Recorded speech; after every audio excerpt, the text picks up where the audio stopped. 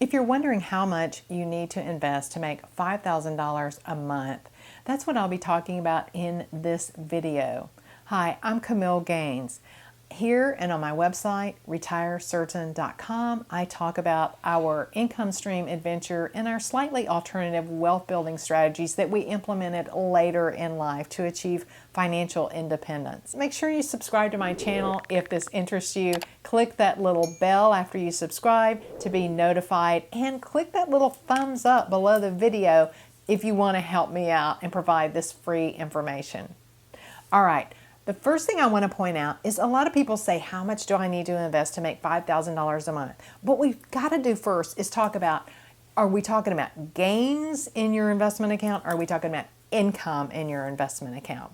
A gain happens when you sell an asset for more than you paid for it. And income happens when you have an investment and it pays you while you own that investment. Something like stock dividends or something like bond interest. So there's two different things. When people are looking to say, how much do I need to invest to make that $5,000 a month, we're really talking about two different things here. Now, the first thing I want to point out, and it doesn't really matter, I guess, how you make the money, except for, here's the thing. Gains are harder to predict, okay?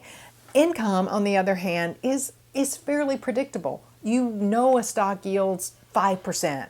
And while that can change, the company can decide to cut their dividend or increase their dividend, it's probably not going to be that dramatic unless the company runs into serious trouble. So income is more predictable.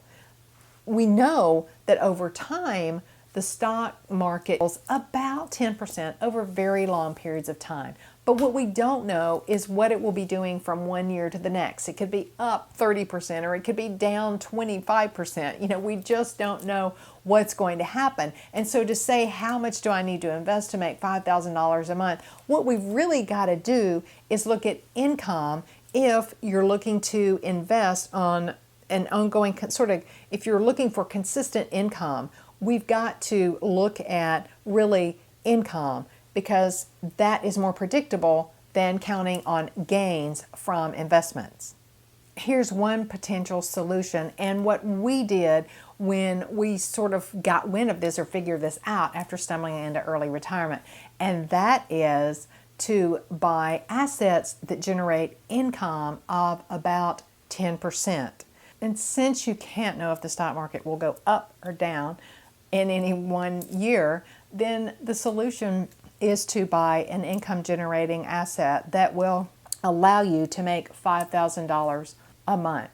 So to figure out how much you would need to invest, we would simply take that $5,000 and divide it by the yield that you would expect to get from an investment. For example, if we use 10%, we could see that the investment capital that's needed is $600,000 to generate that $5,000 income a month. Similarly, if we took the $5,000 a month that we want to make and say times 12 for 12 months, and that gives us $60,000 a year that we want to make. And then if we divide that by the yield that we're expecting, say it's 10%, then that means that the investment capital, the amount that you'll need to invest to generate that $5,000 a month income, is $600,000. Again, that money can be made from capital gains or from income, but we don't know in any one year what's going to happen with that. Similarly, if we took the $5,000 a month that we want to make and we said times 12 and we divided that by 5%, then we would see that the investment capital needed to generate the $5,000 a month, making 5%, is $1,200,000.